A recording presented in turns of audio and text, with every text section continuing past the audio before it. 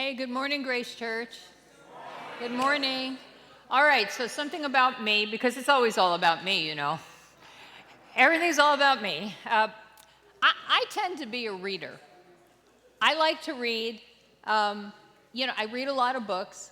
Some of the books I read are just so-so. They don't affect me at all. And some I remember for years to come, some for my entire life. I read a book that had some truth in it that has stuck a few years ago, that has stuck with me like probably forever, because I still remember it now. And this is the book. The book was called The 9 Things You Simply Must Do to Succeed at Love and Life. And it was by Dr. Henry Cloud. And I perked up my ears with this book because the tagline on the title was this: a psychologist probes the mystery of why some lives really work and others don't. Well, because I tell you all the time that I'm in 12-step recovery from drugs and alcohol for many years now, and so when I saw this book, you might understand why I would be intrigued, because I really want to know all I can about why some lives work and why some don't, why my life works and sometimes it doesn't, right? And if there are only 9 things I gotta do, well, I want to know what they were. Bring them on, right? Well, I gotta admit, I don't remember all 9 of the things, so I can't share them with you. I guess to find them, you're gonna have to get the book and read them yourself. But here's the one that I do remember forever, and it's this: don't play fair. Don't play fair. Okay, say what, right? Like, what? Now, Dr. Cloud said that people who are successful at life and love don't play fair. Here's the example he gave. He said he once had a couple come to see him who were having a lot of problems in their marriage. He wouldn't listen to her. She was highly emotional. They couldn't have a conversation without it turning into chaos and fighting. Things always accelerated. I know nobody here can relate to any of that. Well, after a few months of therapy, they each learned some ways to treat one another that were better, and they were different from the ways that they used before, and they each realized that Jesus was urging them to change some things in themselves and the way they reacted and acted, and they each began to do the things that Jesus was showing them and the therapist was telling them, and things got much better for them. So after a few months, Dr. Cloud released them from therapy to go forth and serve Jesus, go onto the world, practice new ways to act and to react, and live happier lives together than you have forthwith, right? Well, Dr. Cloud didn't hear from them for a few months, but then one day, the wife came in extremely upset. Dr. Cloud invited her in and said, well, what's going on? And the wife blurted out, well, everything was going great. We were each doing exactly what we learned from you. We were each trying to do the will of Jesus, and then little by little, my husband stopped communicating with me. He stopped doing the stuff you taught him to do, and he began slipping back into his old ways. And Dr. Cloud listened, and then he asked the wife, so what did you do when he started behaving in the old ways? And she answered, well, I just reacted the way I always did when he acted that way. And Dr. Cloud asked her, so why didn't you keep doing the things that Jesus showed that you were supposed to do, even when he didn't? And the wife was aghast at this idea. Well, that's no fair. If he's this way to me, then he deserves for me to be that way back to him.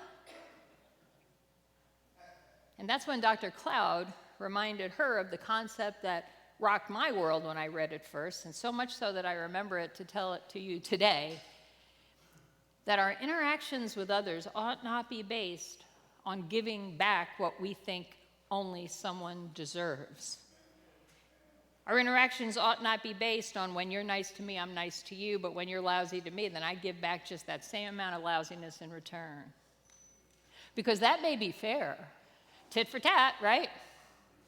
But with Jesus, relationships will never work if we play fair, because nobody, including ourselves, ever is good all the time. And so if we're not good all the time, then we're going to always be fighting with one another, right? Never play fair. We are to be more like Jesus because Jesus never played fair. In fact, Jesus models what this looks like for us. Jesus never gave us what we deserved. Jesus looked into our wayward lives, and then he took the time and had the compassion to see the brokenness and pain behind our sin. And then he gave us mercy when judgment was what we actually deserved. Jesus didn't play fair. And friends, for me in recovery, I just got to tell you, that's such a good deal that Jesus didn't play fair with me. What a good thing for me to remember every single moment of the day. Because here's the deal. Had Jesus played fair with me, had Jesus given me what I deserved when I was out drinking and using, I would be dead today. Because had Jesus given me what I deserved when I got sober and was still living like a pagan, I'd be condemned today. Because had Jesus given me what I deserved when I began calling myself a Christian but still wasn't willing to give myself completely to Christ and my attitudes and behaviors, I would be alone and apart from God today. Believe it or not, and I'm sure if you know me, you will believe it, even now, my thoughts aren't 100% pure all the time. My actions, a lot of times, are based on selfish motivations. My emotions inside my head sometimes call folks names that I would not say out loud. Now, not all the time, mind you. I'm a lot better than before, yes, for sure. But believe me, it's still in there. And that's why I need the mercy of Jesus every single day.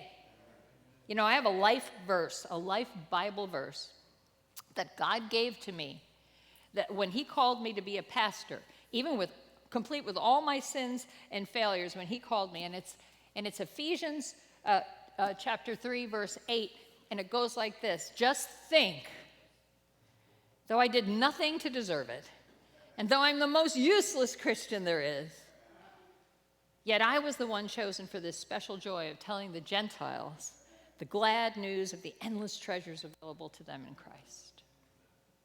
Jesus gave me mercy.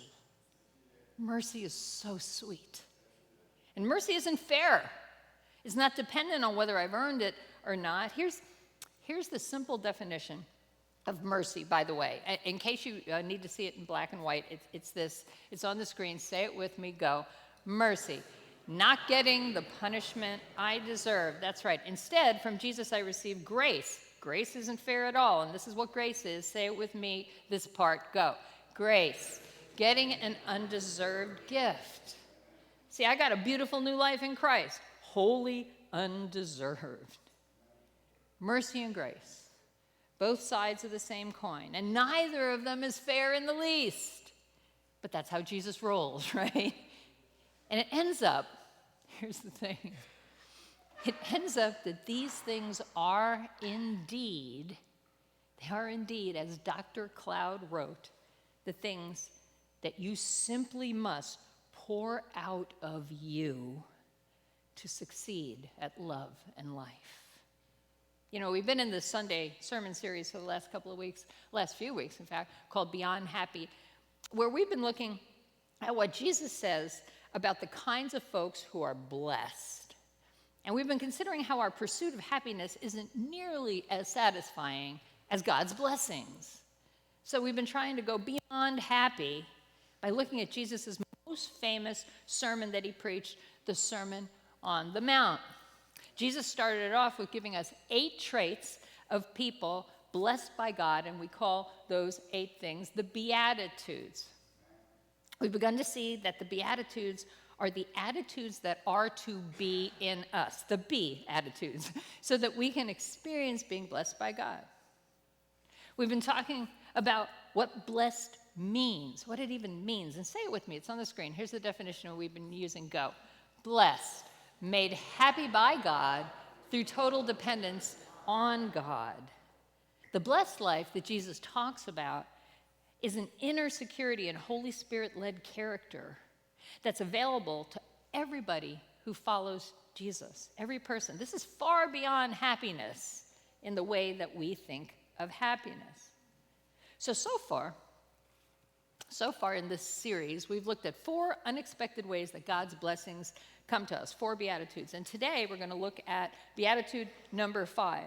Today we're going to focus on the next blessing promise of Jesus. And so let's read it together. It's on the screen. Go. Blessed are those who are merciful, for they will be shown mercy. That's Matthew 5:7.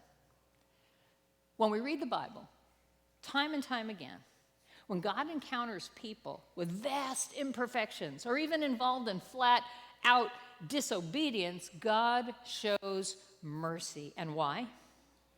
Because God is love. Mercy flows from God's character. Isn't it great to know that God is merciful and always wants to show you more mercy? Say yeah. Yeah. But let me share with you a little character defect that I have that maybe you can relate to. I want God to show me mercy because I love mercy, and mercy is sweet. But then when you mess up, I want him to show you judgment. And even for the same stuff, here's what I mean. If I'm running late for work, right, it's because of circumstances beyond my control. Like the bus was late, the dog got out, right? I had good reasons. I had a good excuse for this. But if you're running late for work, I think, what's your problem? Don't you care about your responsibilities? Can't you keep your commitments? You got a character problem. This also plays out for me when I'm upset. When I'm upset and I act out in some unlovely way. You know, some unlovely way. I always have a good reason for it. That something has terribly upset me, and I want you to understand my reaction and give me mercy for it. But if you're in a bad mood and you act out or say things I don't like, I want to judge you. Why can't you get your act together? And if you take it out on me, oh my, I will be the first to give you payback for it. And don't we all do this to a degree, if we're honest? See, but the Bible levels the playing field for us if we're willing to let it. Because each of us, if we're honest, have to admit that we struggle to live up to even our own standards, much less God's standards. We struggle not only with our words, but with our thoughts and our emotions and our actions. We do the wrong things. We leave the right things undone. Ecclesiastes 7:20 says this. Say it with me. It's on the screen. Go. Not a single person on earth is always good and never sins, and that's that. And that's that. I mean, if we want to compare who's good and who's better than who, maybe we ought to compare ourselves a little higher than just other people, right?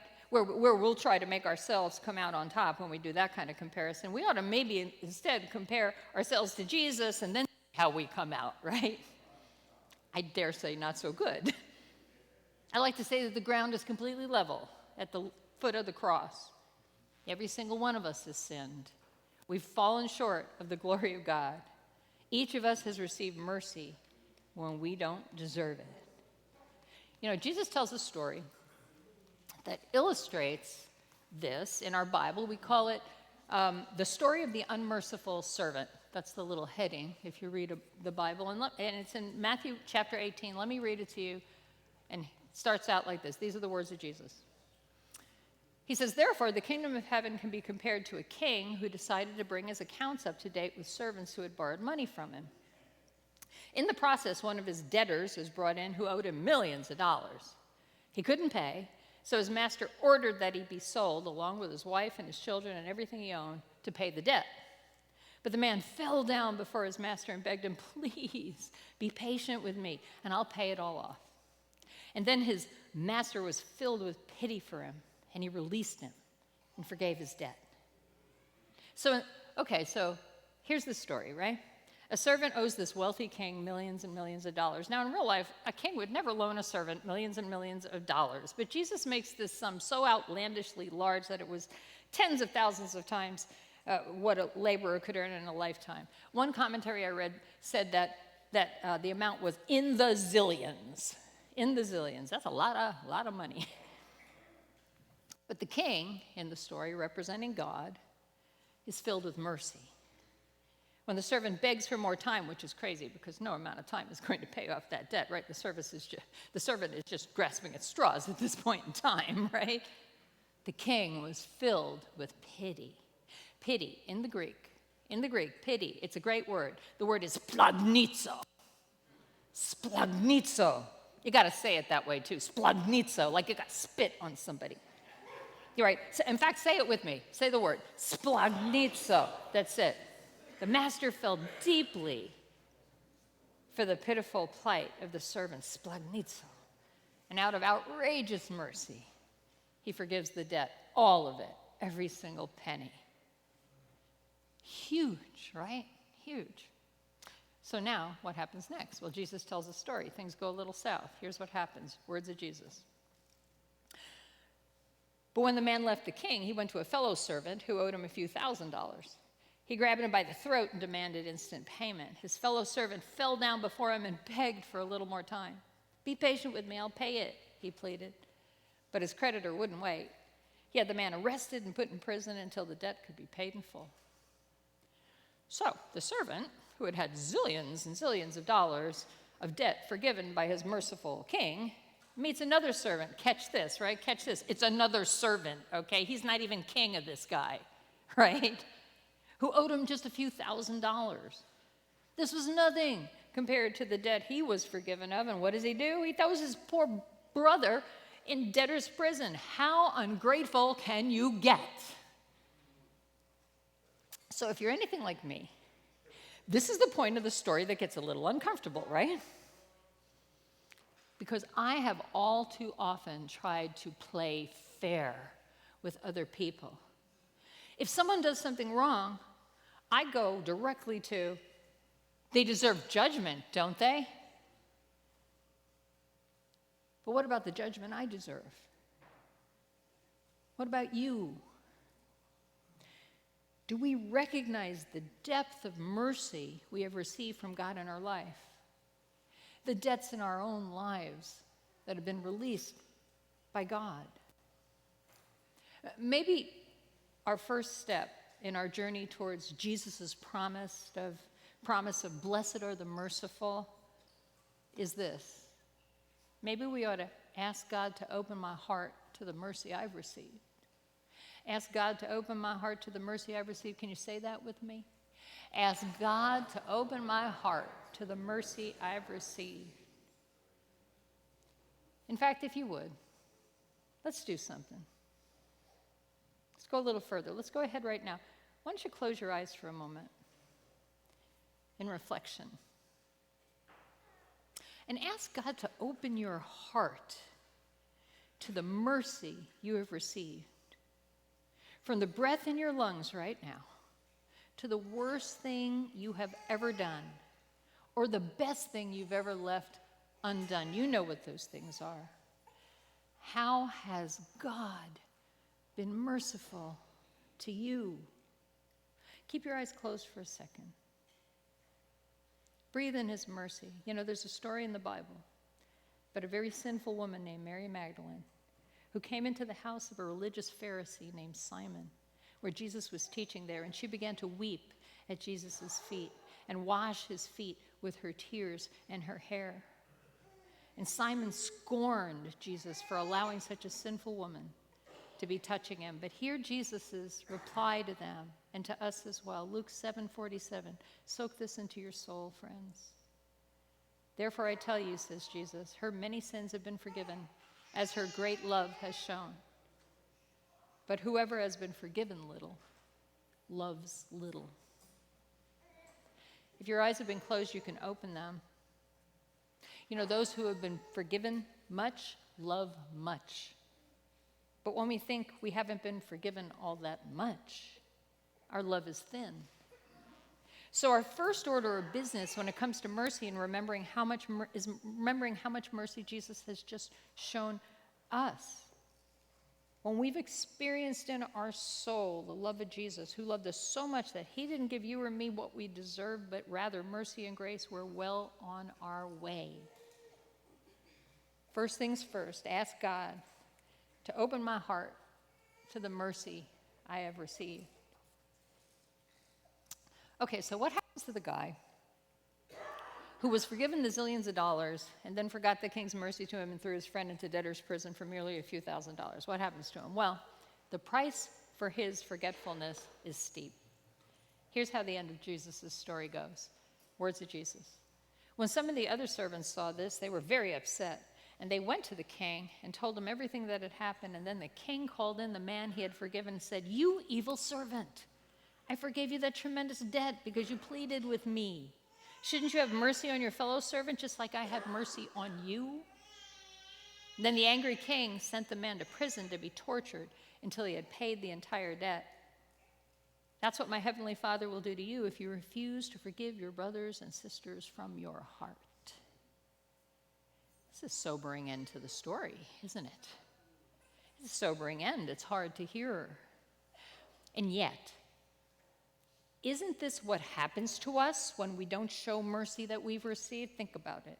When our heart is so hard that even the zillions of mercies of God won't penetrate our hate for those we want to judge or ignore or badmouth or punish, doesn't our soul feel banished from being shown the vast mercy of God by our own stubbornness or ego or arrogance or righteousness? When our hearts are hard, we just can't experience the vast and wide and deep and long mercy of God because we're trying to play fair. And how mercy rolls isn't fair. Remember, say it with me again. It's on the screen. Go. Blessed are those who are merciful, for they will be shown mercy. So what now? After asking God to show us the mercy we've received, well, now it's time to pour it out. Now it's time to pour it out. Say this next part with me. It's on the screen. Go. Ask God to help me share mercy with others. You know, in recovery, there's a piece in our recovery literature that says that one of our character defects tends to be that we can't see how other people are frequently wrong and often mentally ill, just like we are. It's only by seeing others as sick and suffering as we are that takes ourselves out of the center of our own universe and gets us into another person's life to see things from where they are. See, when Jesus used the word merciful, it literally meant to get under someone's skin, and not in a bad way. It means to wear their skin. In fact, Jesus came down, if you think about it, and wore our skin, right? He became a human being to experience being us. Mercy means to see life from another's perspective, to stand in another person's shoes. Now, this is hard work. It's the hard work of empathy. Empathy is hard work. We have to work at it. And as we struggle with it, in the struggle, that's when we can remember that Jesus is the one who really understands everyone. We can rest assured Jesus knows what's going on with not only me, but with others as well, even when we can't see it. And so we can trust Jesus. When we take ourselves out of the judgment seat, we're freed up to practice mercy. We can do things like showing unearned kindness and care to someone who is hurting or lonely or in need. We can let go of racism or prejudice by building a relationship with someone different than you. We can start doing good to those people who are difficult. You know, those people. We can pray goodness and grace over people who have harmed us. We can give someone a second chance. This is another of the many reasons I love recovery. There's always another chance. Anthony talked about it before. Waiting in the rooms of recovery, we always have another chance. No matter how far down we've gone, you're always welcome back into the arms of God and the people in the rooms of recovery. No, you don't deserve it. Of course you don't deserve it. No, it's not fair. But mercy isn't fair. Mercy is wanting the best for someone so much that you release your judgment to clear the way for God. So here's the question. Who is it that you need to show mercy to in your life? Think about it. Think about that one person who just the thought of them brings you to anger, makes your stomach hurt. We all have at least one, and I have a few. Maybe it's time to ask God to help you show mercy to that person in your heart. For someone here today, you may struggle with showing mercy to people of a different political party than yours. Maybe it's people with a certain kind of background, a different skin color, a different lifestyle, something that's different than yours. Maybe it's people you don't agree with what they're doing, or who are, in your humble opinion, just flat out wrong. Who is it? Ask God, even now, yes, even now in the house of the Lord, before the mercy of God, ask God to help you be merciful to them. Because when you do, there's a promise attached. Remember, read it with me one last time. It's on the screen. Go. Blessed are those who are merciful, for they will be shown mercy. The merciful will be shown mercy from God. Shown. Shown is an interesting word because each of us has already been given the zillions and zillions and zillions of not fair heaps of mercy. We already have it. We have all there is to give. The mercy is there. It's unearned. It's undeserved. But shown talks about seeing it. Jesus says, blessed are people who live in the constant rhythm of seeing God's mercy, receiving it, and then giving it out again, emptying ourselves for more mercy to be shown, to empty it out again, to have it come in to receive it, and then to give it out, in and out, giving and receiving. And the cycle repeats. That's how we become beyond happy. That's how we become blessed, a healthy flow in and out from God and towards people. You know, mercy is like breathing. It's like breathing. You know, if someone is bored of my preaching right now, you can spend the rest of our time today just breathing in and not breathing out and seeing how long that works. Okay? To see how long that lasts. You don't exhale, right? Same is true for God's mercy. We receive it, but we can't receive more when we don't give it. The cycle repeats. So I know it's hard. Here's my deal. Truth time. I mean, just the other day, a woman I sponsor who never, in the program of recovery, who never seems to call me or want my advice, called me because she was all upset about something. Don't worry, I sponsor a few of you. It's not any of you. I'm not talking about you, so you can. But the other day, she called me wanting my advice. She was all upset about something. And the first thing I thought was, this is the first thing I thought, sure, call me now when you're in a jam. No wonder you're in a jam. You never call me. Right? I need to breathe mercy into that situation. Okay, here's another one. I got a Walmart delivery the other day.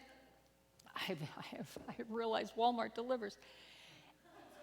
And I refused to put a tip on the delivery invoice because the big bad conglomerate of Walmart should pay their employees instead of expecting me to. And then who got cheated out of a living wage no matter how it happened? The poor delivery person. I need to breathe mercy into that attitude, friend. You know, I'm going to close with a story near and dear to me, a story of a man named Jimmy Massey. Jimmy served here many years before he passed away. He was married to our very own Sherry, who serves in the kitchen. Sherry's not here today, but she said she'll watch it online later. She gave me permission to talk about Jim. Jim and Sherry were longtime members of this church before it became Grace Church. And the change to Grace Church was hard for Jimmy. He loved his church, and he wasn't too fond of the idea of letting all of us hoodlums take it over. Not at all. But over the first couple of years, I watched Jimmy, even in his 70s, open his eyes to the mercy of God in his own family, his own son, who began to recover from addiction here. And then Jimmy began to get to know the folks whose lives were being transformed by Jesus here. And then I watched as he became the man who would help anyone who needed a place to live, as he hauled dozens of people around to get food stamps and Social Security and anything that they needed. You know, once when I was driving with Jimmy after dropping Sherry off at a spiritual retreat that we used to happen around here called the Walk to Emmaus, Jimmy turned to me and with tears standing in his eyes told me, he said, Pastor Arlene, this year serving Jesus at church is going to be the best year of our Sherry's and my life together. And they had been married at this point for decades. In fact, during one service, when we were sharing our testimonies on cardboard signs, where we had to draw what our life was before Jesus on one side of the sign, and then on the other side of the sign we'd flip it, and it was what our life was like Jesus on the other, without Jesus, with Jesus on the other side of the sign. Jimmy's sign, the one sign without Jesus just coming to church, said 1 day a week, and his other side said 24/7, 365. One time a reporter came to do a story on Grace Church. Now, Jimmy was a talker. If you encountered Jimmy, you were not unencountering Jimmy very soon. Okay? He was a talker. He loved to talk about God. He loved to talk about Jesus. He loved to talk about Grace Church. And so the lucky reporter guy encountered Jimmy. And he asked Jimmy a question. He said, with all the changes that have happened in your church, what has been the biggest change of all? And with tears unashamedly falling down his face, the talkative Jimmy said one word: me. Blessed are the merciful. They will be shown mercy. The altar is going to be open here. Come to the altar of Jesus and thank him for the mercy that he has given you. And ask him to help you to stop playing fair and begin to receive the blessing of God. The altar is open.